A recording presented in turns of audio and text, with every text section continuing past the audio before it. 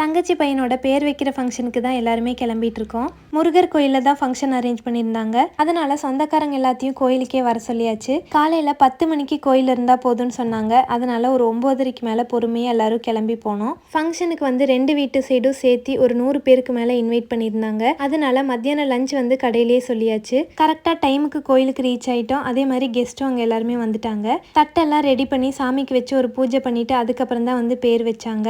குட்டி பையனுக்கு இவ்வளோ நாள் செல்லமா நிறைய பேர் வச்சு கூப்பிட்டுட்டு இருந்தோம். ஆனா இன்னைக்கு அஃபிஷியலா பிரதுல் தியாஸ் அப்படின்னு பேர் வச்சாச்சு. கோயிலுக்கு போய் பேர் சொல்ற வரைக்கும் யாருக்குமே என்ன பேர் யோசிச்சு வச்சிருக்காங்கிறதே தெரியாது. குட்டி பையனோட பேர் பிடிச்சிருந்தா கமெண்ட்ல சொல்லுங்க. பேர்லாம் வச்சக்கப்புறம் அம்மா வாங்கிட்டு வந்த செயின், கொலுசு, அருணா கயிறு இது எல்லாமே குட்டி பையனுக்கு போட்டு விட்டுருந்தாங்க. சூப்பரா இருந்தது. கோயில்ல ஃபங்க்ஷன் நல்லபடியா முடிஞ்சது. இனி நெக்ஸ்ட் வந்து அங்கிருந்து தங்கச்சியோட ஹஸ்பண்ட் வீட்டுக்கு கூட்டிட்டு போயிடுவாங்க. எல்லாரையுமே மத்தியான லஞ்சுக்கு அம்மா வீட்டுக்கு தான் வர சொல்லியிருந்தோம். அதனால அங்க கொஞ்ச நேரம் இருந்துட்டு அம்மா வீட்டுக்கு வந்துட்டாங்க.